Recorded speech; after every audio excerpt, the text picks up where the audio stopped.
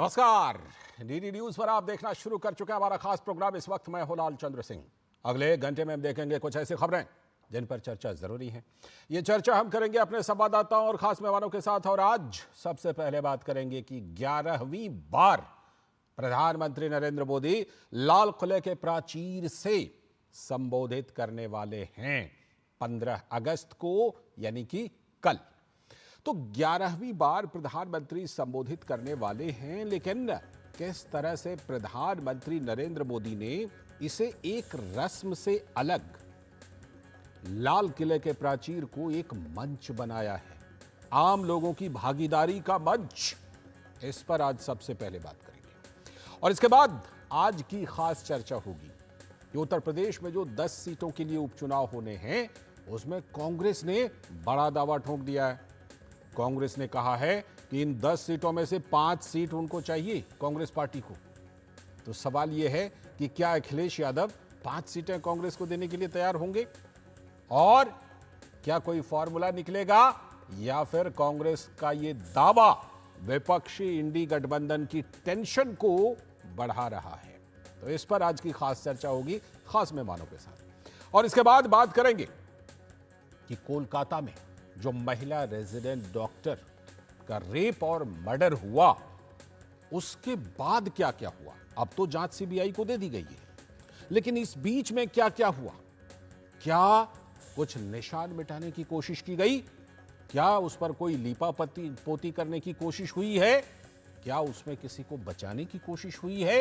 इन सभी मुद्दों पर होगी बात, होंगे तमाम सवाल जवाब। लेकिन सबसे पहले इस वक्त की हेडलाइंस। कोलकाता में सीबीआई ने शुरू की महिला डॉक्टर हत्याकांड की जांच। आरोपी को जांच एजेंसी के दफ्तर लाया गया। वारदात की जगह साक्ष्य जुटाने में जुटी चिकित्सा फोरेंसिक टीम। ट्रेनी डॉक्टर के हत्याकांड के विरोध में पश्चिम बंगाल के नेता प्रतिपक्ष शुभेंदु अधिकारी ने भाजपा विधायकों के साथ राज्य विधानसभा के अंदर किया विरोध प्रदर्शन। मामले में साक्ष्यों से छेड़छाड़ को लेकर पश्चिम बंगाल सरकार पर भाजपा हमलावर। ममता बनर्जी की सरकार को बताया निर्ममता से भरा।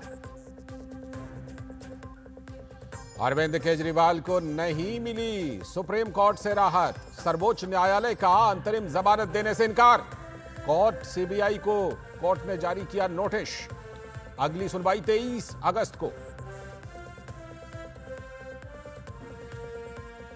सुप्रीम कोर्ट ने राज्यों को खनिज अधिकारों पर टैक्स वसूली की दी अनुमति। 1 अप्रैल 2005 से लागू माना जाएगा यह अधिकार। 1 अप्रैल 2026 से शुरू होगा टैक्स भुगतान का समय। विभाजन विभीषिका स्मृति दिवस पर आज देश भर में कई कार्यक्रम। प्रधानमंत्री नरेंद्र मोदी ने दी विभाजन का दंश झेलने वाले पीड़ितों को श्रद्धांजलि।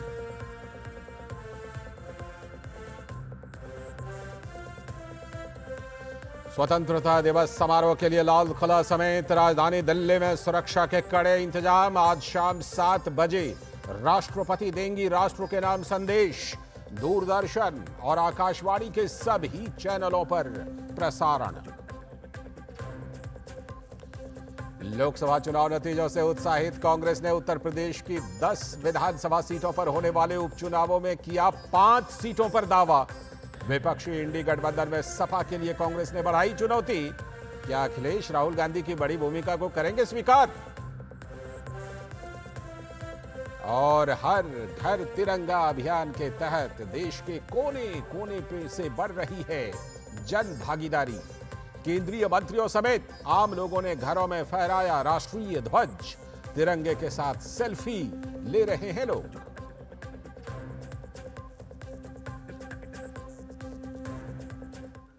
ये थी इस वक्त की हेडलाइंस। अब देखते हैं खबरों को विस्तार से। और आज सबसे पहले बात करेंगे कि प्रधानमंत्री नरेंद्र मोदी 11वीं बार लाल किले के प्राचीर से झंडा फहराने वाले हैं और संबोधित करने वाले हैं।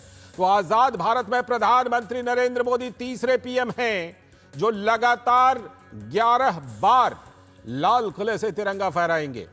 लेकिन इन 11 सालों में इस लाल किले ने बदलते भारत की एक नई तस्वीर देखी है। इन 11 वर्षों में लाल किले से पीएम मोदी ने कई अभियान शुरू किए और कई योजनाओं की घोषणा की। देश की जनता ने प्रधानमंत्री के आह्वान को हाथों हाथ लिया और देश में बदलाव की बयार को देखा। वो हर अभियान जिसकी घोषणा प्रधानमंत्री ने लाल किले से की एक सफल आंदोलन साबित हुआ।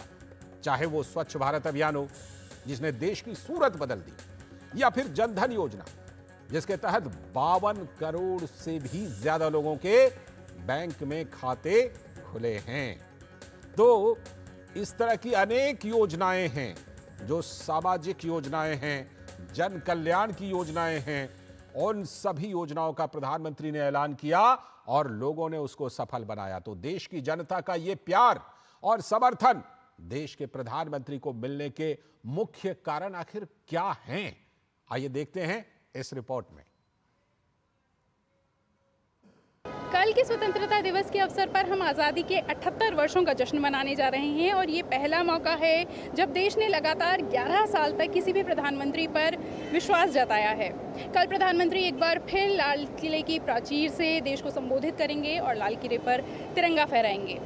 इसके साथ भी हम लोगों के रिव्यूज़ ये जानना चाहेंगे कि आखिर क्यों किसी देश में एक प्रधानमंत्री पर लगातार 11 सालों तक विश्वास किया। इससे पहले किसी ने ऐसा क्या नहीं किया जो प्रधानमंत्री नरेंद्र मोदी ने किया? क्यों उन पर इतना विश्वास जता रही है जनता? ये सच बात है कि मोदी जी ने जो काम किया है, मोदी जी या सरकार ने, वो एकदम ग्राउंड लेवल पे किया है। उनका एक टैगलाइन ही है कि सबका साथ सबका विकास। तो सभी वर्ग, पिछड़े वर्ग, जाति, धर्म सबको साथ लेके उन्होंने विकास किया है। तो शायद यही उनकी उपलब्धि है कि वो जो 11वें साल में स्वतंत्रता दिवस मना रहे हैं। Since he has been elected continuously, it means उन्होंने बहुत कुछ किया है, लाइक बेटी बचाओ बेटी पढ़ाओ। जैसे मेरा भाई ने बोला कि सबका साथ सबका विकास, one of the most important and सबसे बड़ा डिसीजन जो मैं चाहूँगा कि यहाँ पर मेंशन करना, जो राम मंदिर का निर्माण हुआ, ये एक इतना बड़ा मुद्दा था। Like we were not expecting any government to conclude और टू डिसाइड दिस इशू। उन्होंने अच्छे से डिसाइड किया और पीसफुली अच्छा राम मंदिर का निर्माण हुआ। ये बहुत ही अच्छी और खुशी की बात है कि ये जो वॉर मेमोरियल बनाया गया है,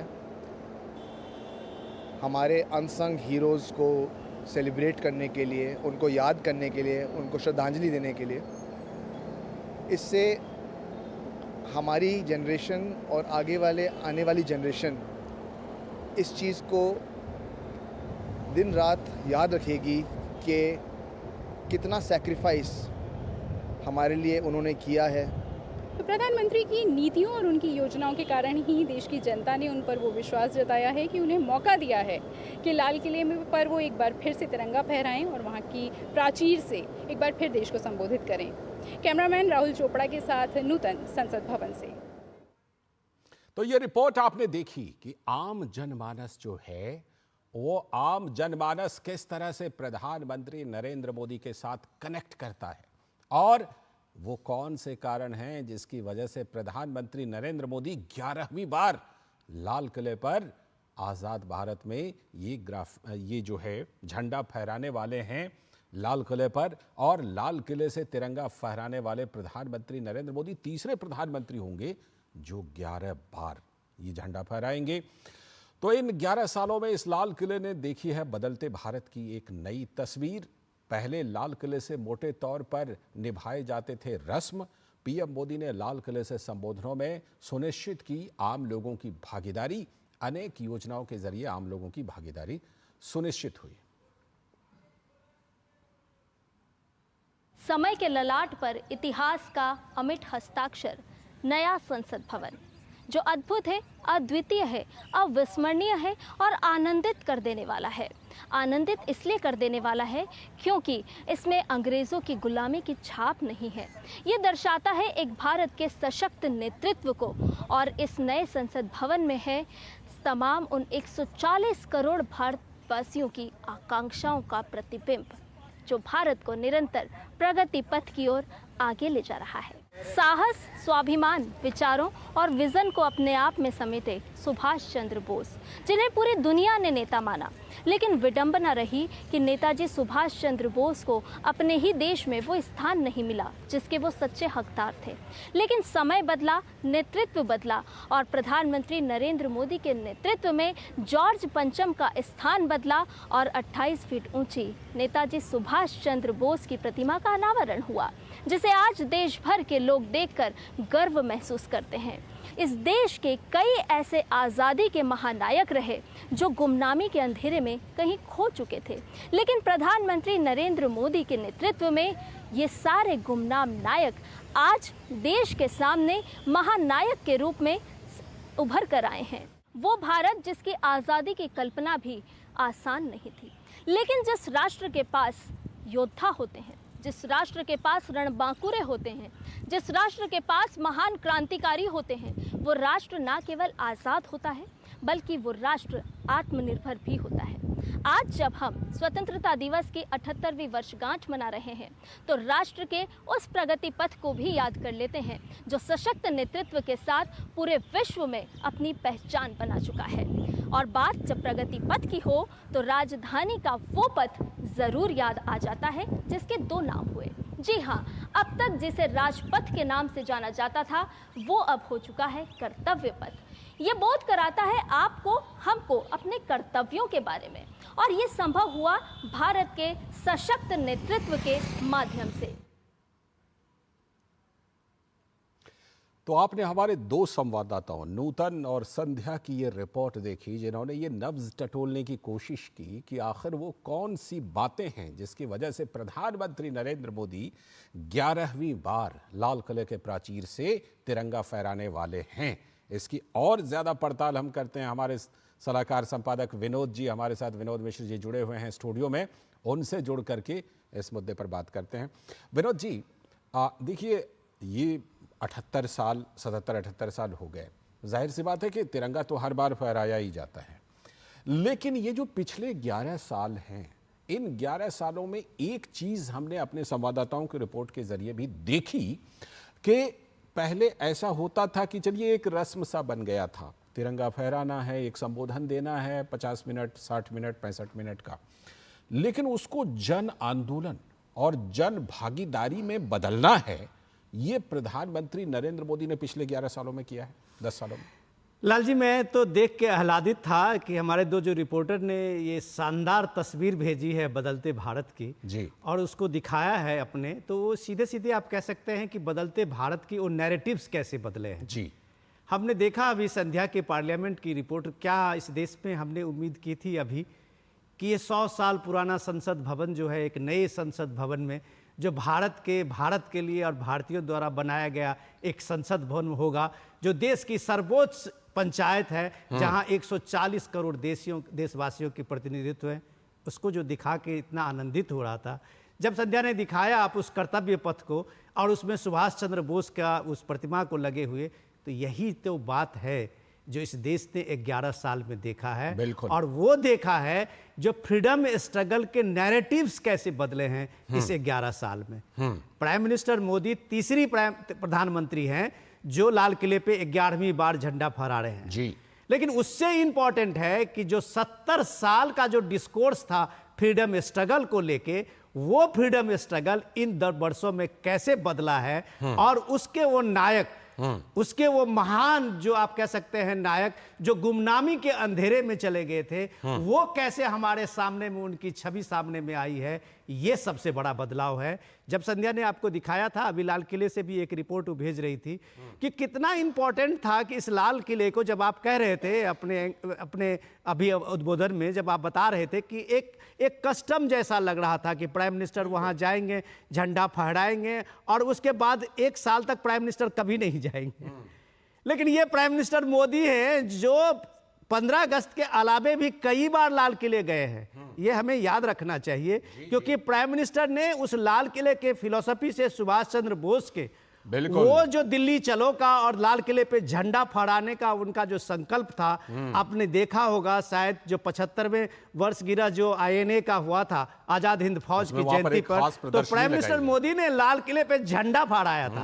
वो कोई 15 अगस्त और 26 जनवरी का मौका नहीं था, बिल्कुल। वो सुभाष चंद्र बोस के लिए वो एक बड़ी श्रद्धांजलि थी कि नेताजी ने जो चाहा था, लाल किला जो उनका सपना था, वो इस देश ने 2018 में या 2021 में, शायद वो 75वां जो उनका ये था आईएनए का, जी। तो उस सालगिरह में प्राइम मिनिस्टर मोदी ने वहां झंडा फहराया था। बिल्कुल। तो ये डिस्कोर्स चेंज करना कि अपने महानायकों में, जब आप फ्रीडम स्ट्रगल की बात करते थे तो गिनती के कुछ लोग हमारे सामने में आते थे। जी। आज तमिलनाडु के, आज कन्याकुमारी के, आज गुमनाम उड़ीसा नायक के, जिन्हें आज कहते हैं, तेलंगाना के, झारखंड के, उड़ीसा के, उन गुमनाम नायकों के बारे में जब हम सुनते हैं, जी। जो अचानक इस साल, इन वर्षों में उनका जो है वो सारी चीजें हम लोगों के बिल्कुल, सामने में आई है, जब प्राइम मिनिस्टर मोदी ने उनका हक और वो जो गुमनाम नायक है उनकी छवि को दुनिया के सामने में लाया है, तो डेफिनेटली आप कह सकते हैं बिल्कुल। कि सुभाष चंद्र बोस की तरह और नायकों के साथ में बहुत बेईमानी हुई है, बिल्कुल, जो जिसको कम कि से अब कम ठीक ये किया जा फ्रीडम रहा है। स्ट्रगल का नैरेटिव चेंज हुआ है। एक बात और ये बात सही है कि वो 11वीं बार वहां पर तिरंगा फहराने वाले तीसरे प्रधानमंत्री हैं, लेकिन अगर हम इसको डेटा को देखें तो लगातार 11वीं बार फहराने वाले वो दूसरे प्रधानमंत्री होंगे शायद पंडित जवाहरलाल नेहरू के बाद, है ना। और जिस तरह से कि नूतन ने आम लोगों का, जनमानस का मन टटोला था, वो भी इस बात की पुष्टि करता है जो आप कह रहे थे कि बहुत सारे ऐसे गुमनाम नायक जिनको भुला दिया गया था, आम लोग जिनको इन समारोह से एक तरह से अलग रखा जाता था, उन सब को याद करने, उन सब को जोड़ने के लिए इन 11 सालों को जाना जाएगा। क्योंकि पहले हम देखते थे कि गिने चुने लोगों का नाम लिया जाता था कि उन्होंने आज़ादी दिलाई, 3-4 लोगों का नाम लेकर के उसके बाद छोड़ दिया जाता था। लेकिन अब इन 11 सालों में इन सारे चीज़ों में हमने आमूल चूल परिवर्तन देखा है। लाल जी, आप जब नूतन के इस रिपोर्ट की बात कर रहे थे तो उसमें जो सबसे इंपॉर्टेंट चीज मुझे वो देखी, जो लाल किले से ये घोषणा प्राइम मिनिस्टर मोदी का जो लोगों के साथ कैसे कनेक्ट किया है, सामाजिक भागीदारी का जो ये 11 साल है वो इतिहास में याद किया जाएगा। मैं इसलिए कह रहा हूं कि इसकी बात करते हुए कि आप प्राइम मिनिस्टर मोदी ने लाल किले से जब भी कोई ऐसे अपने स्कीम और अपनी योजनाओं का घोषणा किया है, वो देश में कैसे एक जन आंदोलन बनाया है। जैसे मैं आपको उदाहरण में दे रहा हूं, 2014 का आपको हमको याद होगा जब प्राइम मिनिस्टर ने स्वच्छ भारत अभियान की बात कही थी। ये गांधी जी का स्वच्छ भारत का सपना था। आप यकीन नहीं कर रहे होंगे कि पीएम मोदी ने स्वच्छ भारत कहा और अगले दिन में हम करेंगे कि भारत स्वच्छ हो जाएगा। हम लोग ने सोचा नहीं था, लेकिन इस देश ने देखा कि कैसे एक सामाजिक आंदोलन बना जब प्राइम मिनिस्टर मोदी खुद झाड़ू उठा के और वाल्मीकि जो वहां कॉलोनी से उन्होंने शुरू किया था इस प्रोग्राम को 2 अक्टूबर गांधी जी की जयंती पे ही, और उसके बाद आप देखिए कि देश ने किस तरह से आज स्वच्छ भारत अभियान को एक मंजिल तक पहुंचाया है। आपने देखा उस स्वच्छ भारत अभियान में किस तरह से सबसे बड़ा कंट्रीब्यूशन ये रहा माताओं बहनों के लिए, जिसका नाम वो इज्जत घर बना कि वो सारे लोगों के लिए 12 करोड़ से ज्यादा शौचालय बने। तो ये अभियान जैसे जब आपने देखा है बेटी बचाओ बेटी पढ़ाओ का लाल किले से प्राइम मिनिस्टर मोदी ने किया, तो हम लोगों ने उस आंदोलन को देखा, लोग अपनी बेटियों के साथ कैसे सेल्फी अपने अपने सोशल मीडिया अकाउंट पे डाल रहे थे। हम लोगों ने देखा प्राइम मिनिस्टर ये जनधन योजना का, जो 70 साल में इस देश के करोड़ों करोड़ गरीब लोग बैंक का दरवाजा नहीं देख पाए थे, उसमें 52 करोड़ से ज्यादा लोगों का सीधे बैंक में अकाउंट खोला।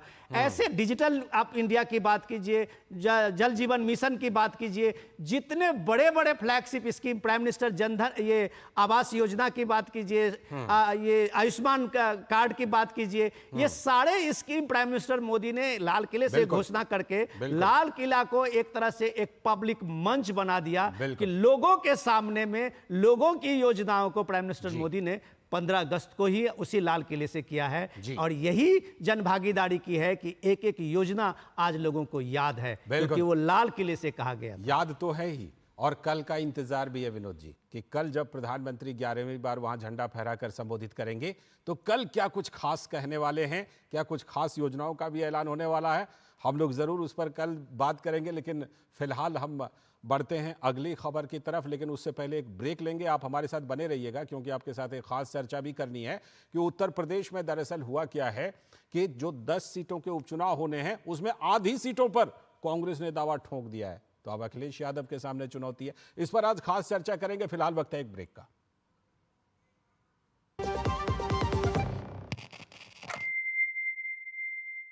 जय भारत जय भारत जय भारत जय जय भारत। आसमान पे हम छाएंगे, जो करना है कर जाएंगे, रोक सको तो रोक के देखो, अब ना रोके जाएंगे।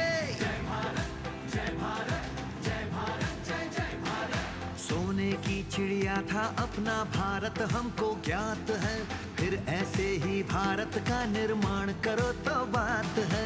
देश बड़ा है हर मजहब से, युवा शक्ति का नारा है, विकसित भारत हो अपना अब ये संकल्प हमारा है। अपने हर संकल्प को हमको सिद्धि तक ले जाना है, इस दुनिया में भारत की सभ्यता का परचम लहराना है। जिस मिट्टी पे जन्मे हैं हम उसका कर्ज चुकाना है, हर भारतवासी को अपना अपना फर्ज निभाना है। अग्नि जैसा ताप हो जिसमें अग्निवीर बन जाता है, और वायु की गति से चलता तो तेजस कहलाता है। भगत सिंह या वीर शिवाजी या सुभाष हो बलिदानी, हो पटेल अब्दुल हमीद, सब ही थे हिंदुस्तानी। मातृभूमि पर मिटने वाले एक नहीं कई लाख हैं। जय भारत जय भारत जय भारत जय जय भारत। फिर होगा भारत अखंड, तुम कदम बढ़ाओ नहीं रुको, सीमा पर जो आंख दिखाए आंख दिखाकर बात करो। साहस तेरा हो अपार, ऊंची परवास हिमालय से, गर्जन भारत माँ का हो जो शंख बजे देवालय से। माँ की कोख का मान बढ़ाना वीरों हिंदुस्तान के। वंदे मातरम वंदे मातरम। जय भारत।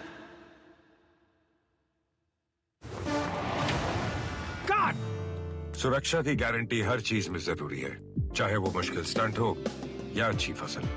इसलिए ले आइए IIL के ट्रैक्टर ब्रांड का शिनबा, जो देता है सुंडी और ट्रिप से सुरक्षा की गारंटी। बात जब पीढ़ियों के लिए बनने वाले घर की हो तो जिम्मेदारी बड़ी हो जाती है। गैलेंट समझता है ये जिम्मेदारी। अब MM रिम्स के साथ गैलेंट एडवांस TMT रीबार, निर्माण का रियल हीरो। स्वागत है ब्रेक के बाद। DD न्यूज पर आप देख रहे हैं इस वक्त, और जैसा कि ब्रेक पर जाने से पहले हमने आपको बताया था कि आज हम अब करने वाले हैं खास चर्चा। और ये खास चर्चा होगी कि उत्तर प्रदेश में जो 10 सीटों के लिए उपचुनाव होने हैं उसमें सभी के सामने चुनौती है। बीजेपी के सामने अलग चुनौती कि अपनी सीटों को बढ़ाएं, और जो लोकसभा चुनाव में एक डेंट लगा था उससे निकलकर बाहर निकलकर दिखाएं।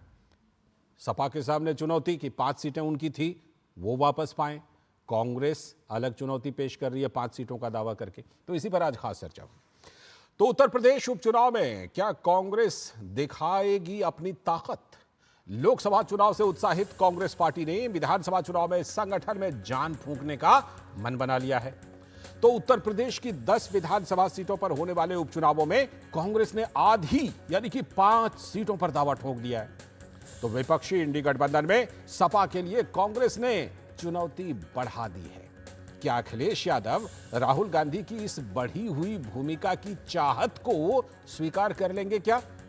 यूपी कांग्रेस के अध्यक्ष अजय राय ने कहा है कि हम 5 सीटों के लिए तैयारी कर रहे हैं। कांग्रेस का मानना है कि सपा को इससे ऐतराज नहीं होना चाहिए। कांग्रेस की दिल्ली में हुई बैठक में राज्य संगठन यानी यूपी राज्य संगठन को मजबूत करने की चर्चा भी हुई है। तो जाहिर है कि उपचुनाव में कांग्रेस एक मौका देख रही है। हालांकि गठबंधन में अन्य दल भी पहले ही कह चुके हैं कि इंडी गठबंधन तो सिर्फ लोकसभा चुनाव तक सीमित था। विधानसभा में चुनाव में और उपचुनाव में अलग रणनीति होगी। यूपी में जहां अखिलेश को अपने पीडीए फॉर्मूले को साबित करना है एक बार फिर से, तो वहीं कांग्रेस को भी राहुल गांधी की बढ़ी लोकप्रियता की ताकत दिखानी है। उधर उत्तर प्रदेश में बीजेपी के सामने भी एक बड़ी चुनौती है। इन उपचुनावों में सभी सीटों को जीतने की। राज्य के लिए इन सारी चीजों को अगर आप देखिए तो ये चुनाव बड़ा ही दिलचस्प होने वाला है। उत्तर प्रदेश में योगी सरकार ने अपने 30 मंत्रियों को इन विधानसभा क्षेत्रों का केयर टेकर बनाया है। यूपी के 9 एमएलए चुनाव जीतकर लोकसभा पहुंच गए हैं, इसलिए वहां पर चुनाव हो रहे हैं, जबकि 10वीं सीट जो है वहां का एमएलए अयोग्य घोषित हो चुका है। साल 2022 के चुनाव के डेटा को अगर देखिए तो समाजवादी पार्टी ने इन 10 में से 5 सीटें जीती थीं, जिनमें से खुद अखिलेश यादव भी कन्नौज से थे, लेकिन इस बार उनकी जगह कोई और लड़ेगा। लेकिन कांग्रेस की एक भी सीट थी नहीं पहले, अब 5 सीट का दावा कर रही है। तो पीडीए फॉर्मूला को लेकर अखिलेश यादव ने उपचुनावों के लिए 6 केयर टेकर उन्होंने भी नियुक्त कर दिए हैं। लेकिन बहुजन समाज पार्टी, उसकी बढ़ी सक्रियता ने अखिलेश के मंसूबे पर हो सकता है कि पानी फेरने का काम कर सकता है। दरअसल लोकसभा चुनाव के नतीजों ने इस उपचुनाव की अहमियत बढ़ा दी है, तो जाहिर है कि मायावती और कांग्रेस अपना खोया हुआ आधार जनाधार फिर से पाने की कोशिश कर रही हैं। लेकिन वोट बैंक को लेकर बना ये जो विपक्षी गठबंधन था, इसका क्या होगा, ये बड़ा सवाल है। जब कांग्रेस और सपा के उम्मीदवार अगर आमने सामने होंगे तो इस गठबंधन का क्या होगा।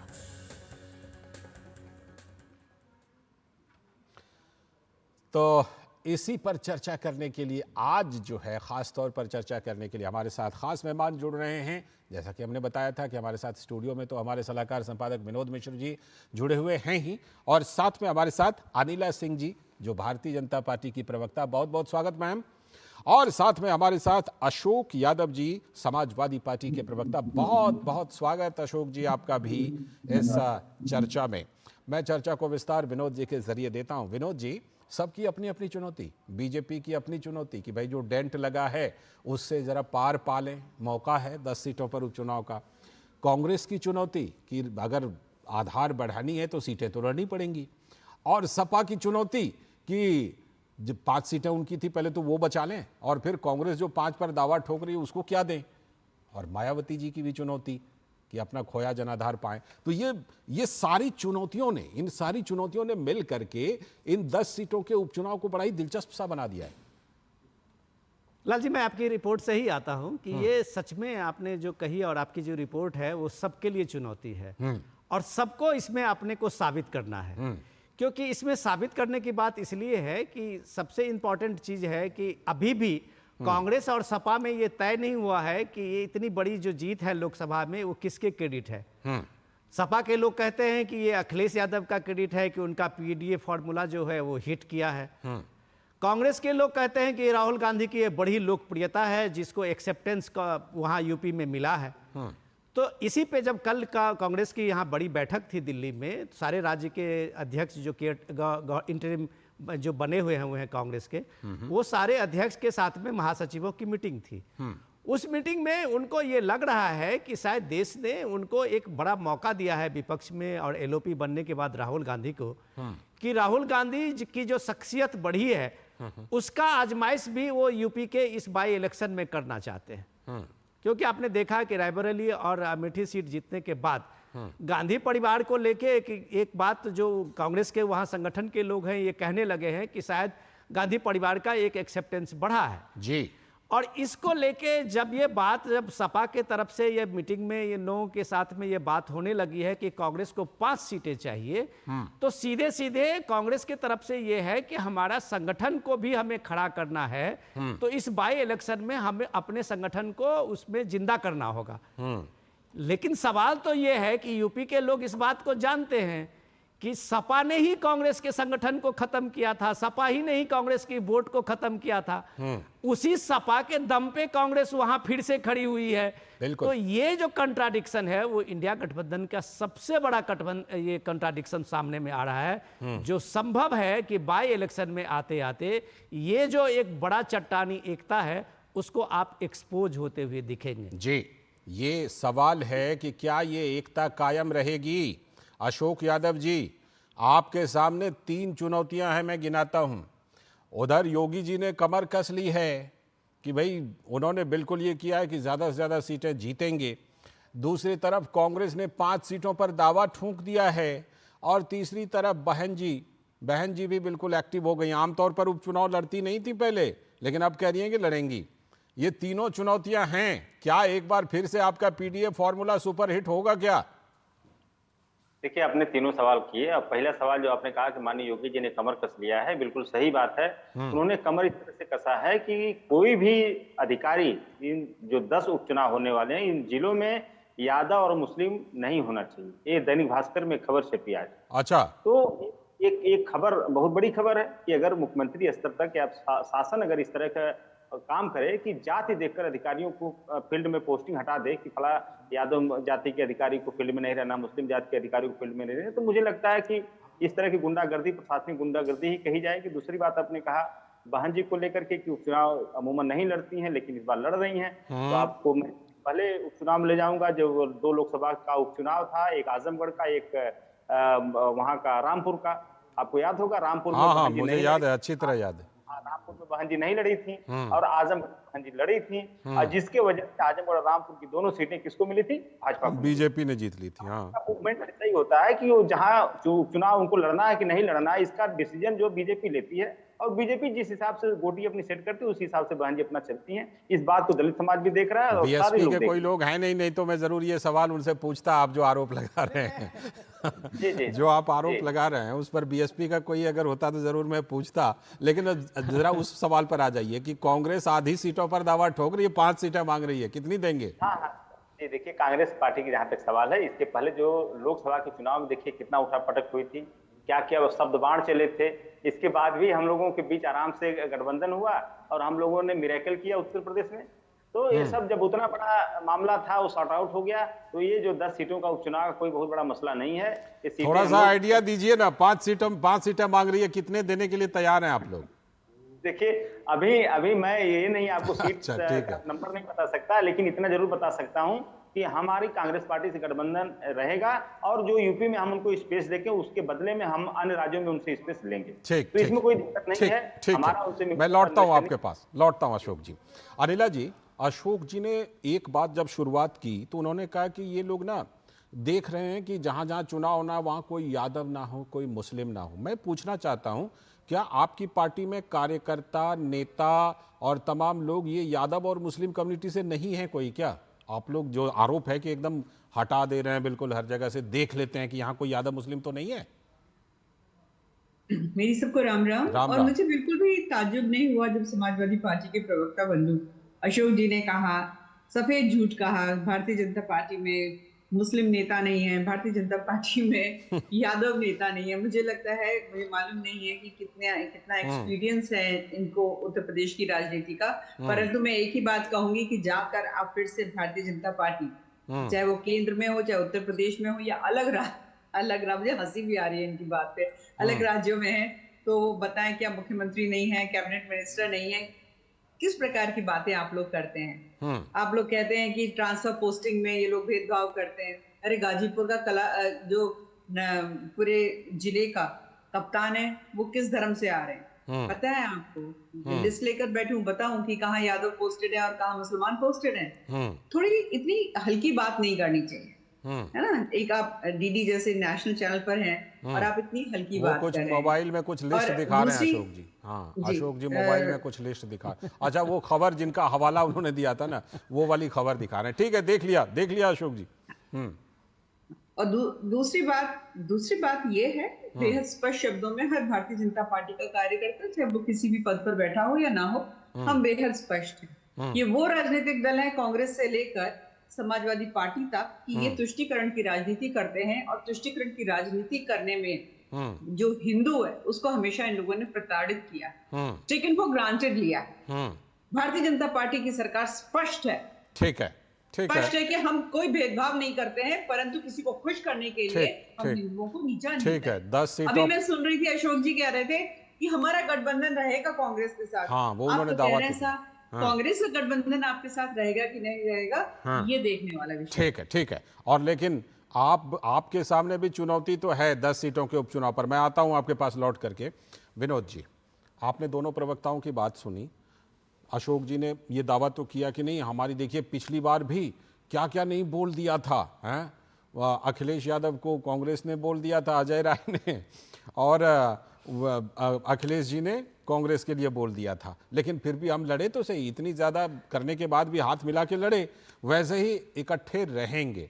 आपको लगता है कोई फॉर्मूला निकल जाएगा, जिस तरह 5 सीटों का दावा, जिस तरह दोनों की महत्वाकांक्षा है? मैं तो पहले अशोक जी को याद दिलाना चाहूँगा कि अशोक जी, सपा के लोग अगर नेता अगर जाति को लेके और धर्म को लेके पोस्टिंग और ये बात कर रहे हो, शायद उनको शोभा नहीं देता। हम लोग भी यूपी को परसों से देखते रहे हैं और सपा के राज में हम देखते रहे हैं, और उस चीज को 80% थाने से लेके और वो पंचम तल जो आपका है वहां तक कैसे खास जातियों का, ये सब कहने की बात नहीं है अशोक जी, ये सब लोगों ने देखा है। आपका यूपी, आपका पीएससी का रिजल्ट होता था तो 76 में 56 कैसे होता था, सबने देखा है।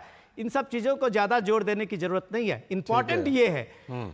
इंपॉर्टेंट ये है कि आज विभाजन विभीषिका दिवस है, और योगी आदित्यनाथ आज लखनऊ के एक प्रोग्राम में यह कहते हुए एक तरह से उन्होंने जो ये सो कॉल्ड सेकुलरिज्म है उसको एक तरह से चुनौती दी है, कि उन्होंने कहा है कि बांग्लादेश में जिस तरह से 1 करोड़ से ज्यादा वहां हिंदू प्रताड़ित हैं, सड़क पे हैं और वहां अपनी हक के, अपने अस्तित्व की लड़ाई लड़ रहे हैं, क्या सपा, क्या दूसरी पार्टियां, कांग्रेस, किसी ने अभी तक उनके समर्थन में, उनकी आवाज में मुंह खोला है? नहीं खोला है।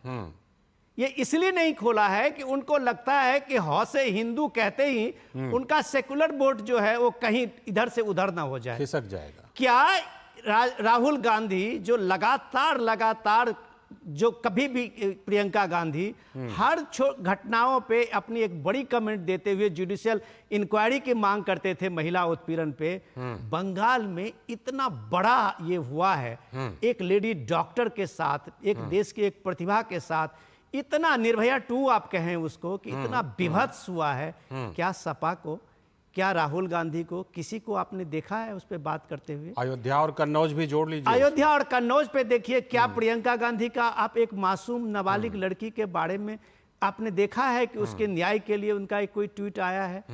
तो ये कॉम्बिनेशन जो है, ये कॉम्बिनेशन इनका इंडिया गठबंधन का सो कॉल्ड सेकुलर बताता है अपने को। ये चीजें ऐसा नहीं है कि लोग नहीं जान रहे हैं कि आपकी मजबूरी क्या है। आपकी मजबूरी है यूपी के 20-22% वोट, ठीक है, वो वोट बैंक जो है वो किसी तरह से वोट बैंक हमारा बटे नहीं, इसके लिए ये इंडिया गठबंधन है। इसलिए सपा की और कांग्रेस की मजबूरी है। बता, कांग्रेस के लोग तो जानते हैं कि सपा ने ही उनकी सारी वोट खाई है, तो उनका अलायंस कैसा? वो तो सिर्फ एक कंप्रोमाइज है कि उनका वोट जो वोट बैंक है उसमें कहीं तरह से डेंट ना हो जाए, और सामने में बीजेपी खड़ी है, ये भी बात है।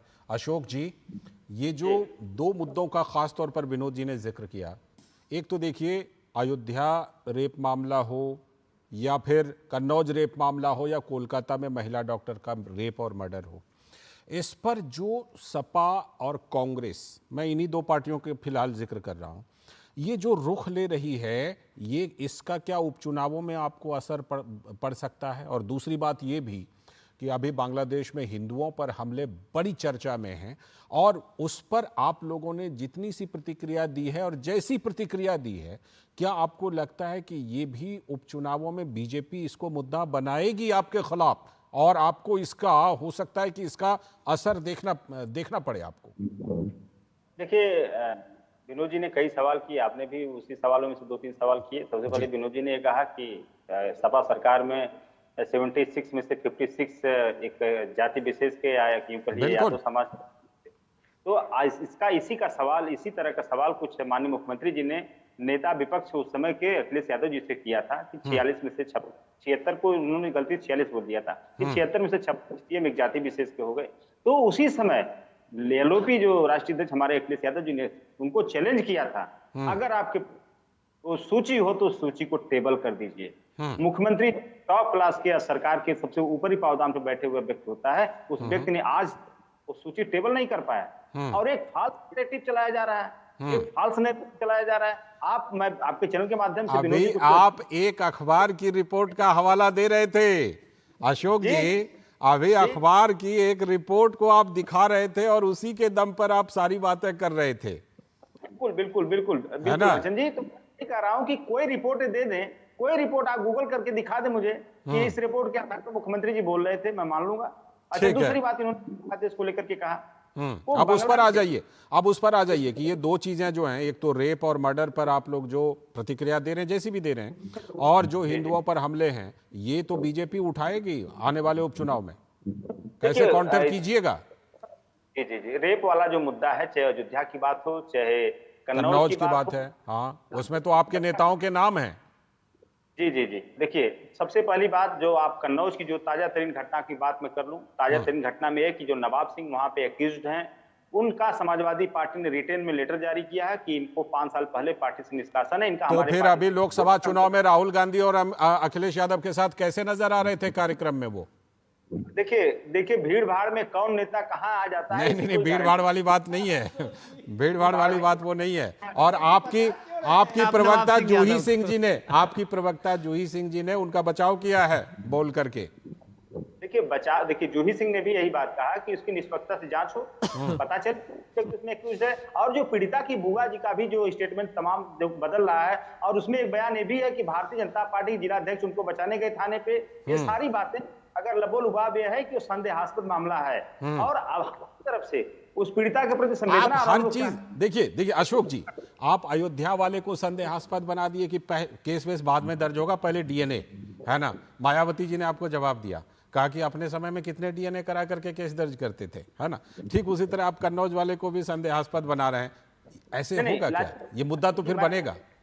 मैं आपको 10 सेकंड में समझा दूं। जो अयोध्या का जो बहन जी ने कहा कि अपने समय में आपने कितने डीएनए कराए, आपको याद होगा योगी सरकार में अभी कुछ साल पहले एक बिल लाया गया था जिसमें 7 साल से ऊपर की सजा अगर इस तरह की महिला अपराध से जुड़ी हुई होती है तो उसमें डीएनए टेस्ट मैंडेटरी कराया गया था। ये रूल तो ट्रायल के दौरान होगा ना, वो तो ट्रायल के दौरान होगा ना, ट्रायल के दौरान होगा। तो उसी रूलिंग का हवाला देके हमारे राष्ट्रीय अध्यक्ष जी ने कहा कि इसका हो जाए। अब जरा हिंदुओं वाले मामले पर आ जाइए, क्योंकि बीजेपी उसको मुद्दा बनाएगी। मुझे लग रहा है कि उपचुनावों में बीजेपी जोर शोर से उसको मुद्दा बनाने वाली है।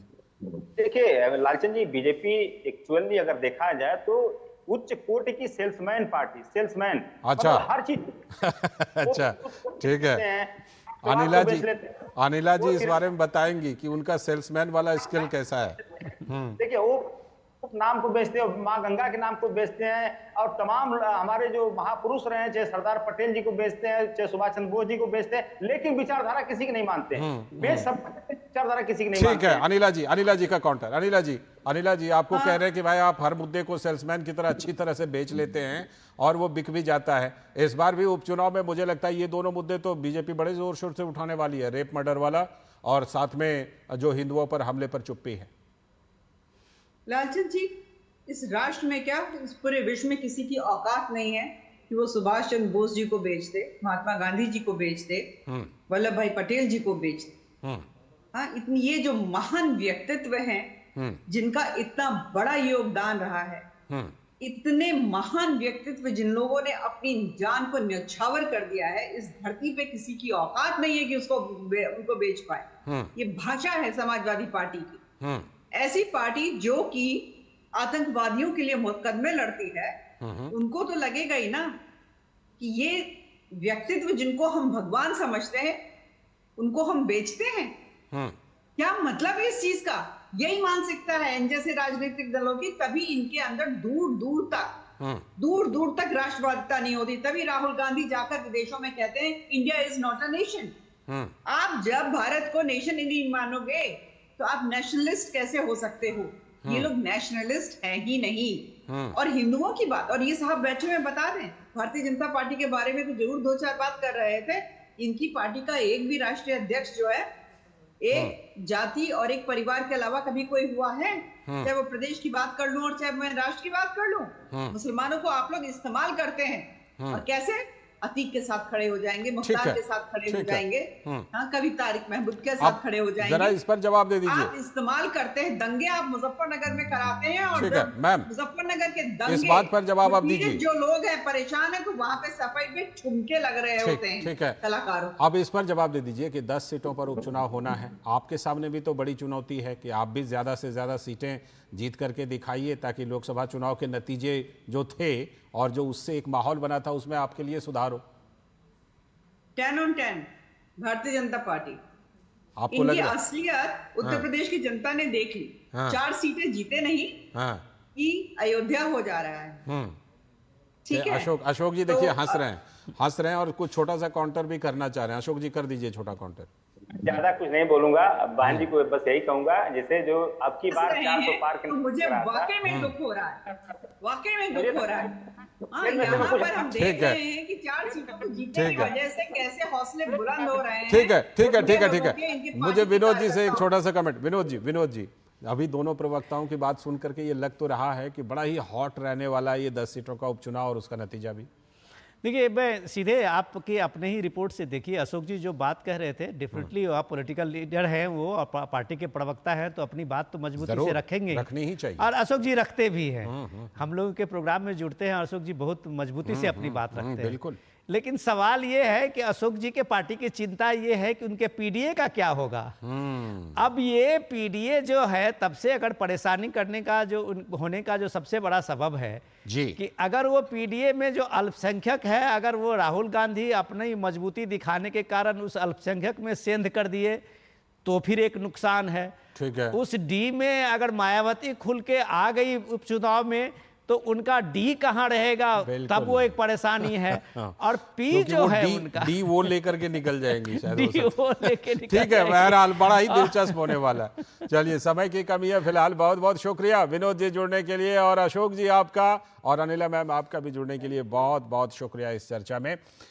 तो आज की ये खास चर्चा थी कि किस तरह से उत्तर प्रदेश के जो 10 सीटों के उपचुनाव हैं वो कितने दिलचस्प होने वाले हैं, कितने महत्वपूर्ण हैं, और सभी पार्टियों के लिए क्या क्या वहाँ पर चुनौती है। और अब इस वक्त में जो हम बात करेंगे वो इन दिनों जो खबर सबसे ज़्यादा चर्चा में है, कोलकाता में जो महिला डॉक्टर का रेप और मर्डर हुआ है, उस मामले में क्या कुछ छुपाने की कोशिश की गई थी, लिपापोती की कोशिश की गई थी। कोलकाता में सीबीआई ने शुरू की महिला डॉक्टर हत्याकांड की जांच। आरोपी को जांच एजेंसी के दफ्तर लाया गया। वारदात की जगह साक्ष्य जुटाने में जुटी चिकित्सा फॉरेंसिक टीम। इस बीच ट्रेनी डॉक्टर हत्याकांड के विरोध में पश्चिम बंगाल में नेता प्रतिपक्ष विधानसभा में शुभेंदु अधिकारी ने भाजपा विधायकों के साथ राज्य विधानसभा के अंदर विरोध प्रदर्शन किया। इस मामले में साक्ष्यों से छेड़छाड़ को लेकर पश्चिम बंगाल सरकार पर भाजपा हमलावर है। ममता बनर्जी की सरकार को बीजेपी ने निर्ममता भरा बता दिया। कोलकाता रेप मर्डर घटना पर बीजेपी की कड़ी प्रतिक्रिया, और बीजेपी ने कहा कि ममता नहीं, निर्ममता बनर्जी चला रही हैं पश्चिम बंगाल की हुकूमत। इस बीच पीड़ित परिवार का दावा है कि हॉस्पिटल ने उनको बेटी की सुसाइड करने की खबर दी थी। आरजी कर मेडिकल कॉलेज में तैनात सिविक वॉलंटियर पर भी सवाल उठ रहे हैं, क्योंकि प्रमुख अभियुक्त जो संजय राय है वो भी सरकारी सिविक वॉलंटियर निकला है कि वो सरकारी सिविक वॉलंटियर था कोलकाता पुलिस का। तो ये तमाम सवाल उठ रहे हैं। और पश्चिम बंगाल के नेता प्रतिपक्ष शुभेंदु अधिकारी अन्य भाजपा विधायकों के साथ आरजी कर मेडिकल कॉलेज में बलात्कार और हत्या के मामले के खिलाफ राज्य विधानसभा में विरोध प्रदर्शन कर रहे हैं। उन्होंने ममता बनर्जी की सरकार पर सबूतों को नष्ट करने का आरोप लगाया और मुख्यमंत्री ममता बनर्जी के इस्तीफे की मांग की। सीबीआई को शिकंजा कसना चाहिए और संदीप घोष, डॉक्टर एसपी दास, विनीत गोयल को अंडर कस्टडी करना चाहिए। आरजी कर में Sushant Rai, director of medical education, and doctor Abhik De, वो दोनों किस काम के लिए उस दिन सुबह गया था? एविडेंस डिस्ट्रॉय करने के लिए। सीबीआई कोर्ट मॉनिटरिंग है, सीबीआई को तुरंत कार्रवाई करना चाहिए, नहीं तो जरूरत होगा तो सबके खिलाफ आवाज बंगाल की जनता उठाएगा। We want resignation of the chief minister. She is holding two subject related department, one health, second home. और इन सब के बीच पीड़िता के परिवार जनों की मांग है कि मामले में निष्पक्ष जांच होनी चाहिए और दोषियों के खिलाफ सख्त से सख्त कार्रवाई होनी चाहिए। मेरी लड़की ने सुसाइड कर दिया है, ये खबर आई है हॉस्पिटल से। मैंने कहा सुसाइड किसने कहा, कैसे? बोले नहीं, उन्होंने कहा कि ये सुसाइड हुआ है। एक पेरेंट्स जिनकी बच्ची 31 इयर्स ओल्ड की ऐसी खत्म हो जाती है, उनको 3 घंटा खड़ा रखा और ये हाथ जोड़ती रही, माँ बाप हाथ जोड़ते रहे, हमें एक बार दिखाओ, हमारी बच्ची का मुंह एक बार दिखाओ। हमको नहीं दिखाया गया। शरीर में कोई कपड़ा नहीं था, पैर दोनों राइट एंगल में मिला गया, राइट एंगल में, एक पांव बेड के इस तरफ, एक पांव बेड के इस तरफ मिला गया। जब तक पेल्विक गर्डल नहीं टूटता है, इस तरह 2 पांव को नहीं चीरा जा सकता है। चश्मे को कूटा गया, जिसके वजह से आंखों से खून निकल गया। गले में गला दबाकर मारा गया। और पूरा ये जो मैं बोल रही हूं, ये पूरा पोस्टमार्टम रिपोर्ट में वायरल हुआ है। Prime minister, if you are listening to me, madam president, if you are listening to me, every word I utter, I promise you that not a grain of the words I utter today. तो ये रोते बिलखते परिजन बता रहे थे किस तरह की बर्बरता हुई है। और इस बीच भाजपा ने पश्चिम बंगाल में डॉक्टर की रेप और हत्या मामले पर जमकर हमला बोला। भाजपा के प्रवक्ता गौरव भाटिया ने कहा कि एक महिला मुख्यमंत्री द्वारा इस जघन्य अपराध को छिपाने की कोशिश हुई। उन्होंने ममता बनर्जी को निर्ममता बनर्जी संबोधित करते हुए कहा कि इस घटना ने उनके न्याय देने की क्षमता को एक बार फिर से कटघरे में ला दिया है। इस आदेश में जो ऑब्जर्वेशंस आई हैं कलकत्ता उच्च न्यायालय की, जो बेंच हेडेड है चीफ जस्टिस कोलकाता हाईकोर्ट द्वारा, वो बड़ी ही चिंताजनक है और वो दिखाती हैं किस तरह से पश्चिम बंगाल में कानून व्यवस्था ध्वस्त हो चुकी है। निर्ममता बनर्जी से कुछ सवाल पूछे जाने आवश्यक है, और इसलिए आवश्यक है क्योंकि पश्चिम बंगाल और भारत की जनता को, हर महिला को, हर बहन को यह हक है वो ये जाने कि जब ममता बनर्जी या कहें निर्ममता बनर्जी को पीड़िता के परिवार के साथ खड़ा होना था, तो वो किसको बचाने की साजिश रच रही थी। ममता बनर्जी को पीड़ा नहीं हो रही, दर्द नहीं हो रहा, और यह कहना गलत नहीं होगा कि निर्ममता बनर्जी की न्याय देने की क्षमता पे सवाल उठा है आज। तो क्या कुछ कोलकाता में चल रहा है और किस तरह से सवाल उठ रहे हैं पश्चिम बंगाल सरकार पर, हमारे संवाददाता प्रसेनजीत बख्शी कोलकाता से जुड़ चुके हैं। प्रसेनजीत दा, सबसे पहले तो मैं जो पीड़िता के परिजन हैं उनकी बात जब अभी सुनवा रहा था, उससे ये लगता है कि किस तरह से वहां पर बर्बरता की गई है उस महिला डॉक्टर के साथ, मृतका के साथ। इस बीच ममता सरकार पर कई सवाल उठ रहे हैं, क्योंकि जिस तरह से इस जांच को किया गया, अब तो सीबीआई जांच कर रही है, लेकिन जिस तरह से इसको हैंडल किया गया शुरू से, ऐसा लग रहा है कि कुछ ना कुछ छुपाने बचाने की कोशिश हुई है क्या? देखिए लालचंद, पहले तो ये बताओ कि ये जो उनकी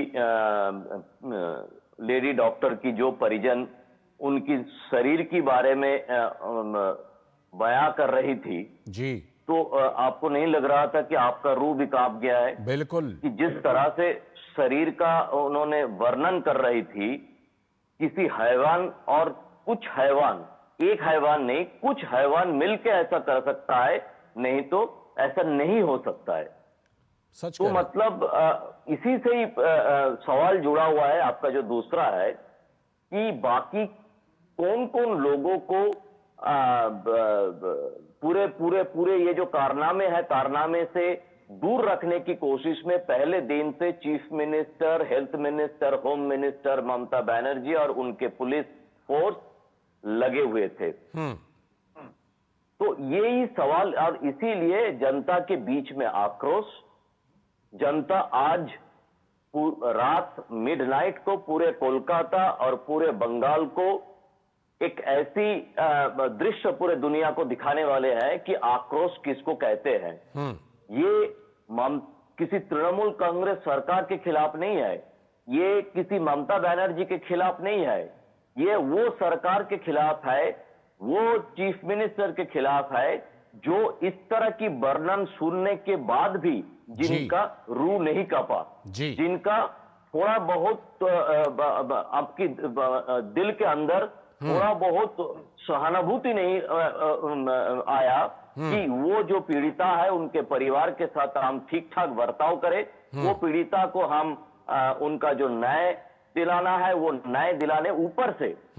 ऊपर से आज 13 तारीख को अगर आप सोशल मीडिया पे जाए, एक हैंडल पे जाए सागरिका घोष की, एक हैंडल पे जाए महुआ मैत्र की, एक हैंडल पे जाए सायनी घोष की, मतलब इनके जितने मतलब इस एक दूसरे टाइप का टूल किट चालू किया है तृणमूल कांग्रेस की महिला एमपी ने कि ये घटना को एक तरफ तो अब कोशिश ये है कि सीबीआई के ऊपर किस तरह से आरोप डाला जाए कि देखो अब तो हमारा कोई लेना देना नहीं है, सीबीआई आ गया है, आप जनता आप भुगतो, सीबीआई वो अगर कुछ न्याय दिला सकते हैं तो देंगे, नहीं तो हमारे दीदी तो न्याय दिलाने की पूरी तरह से कोशिश कर रही थी, अब आप ही के दबाव में आके अदालत ने सीबीआई के हाथ पे दे दिया, आप भुगतो आप लोग। ऐसी स्थिति है इन लोगों का।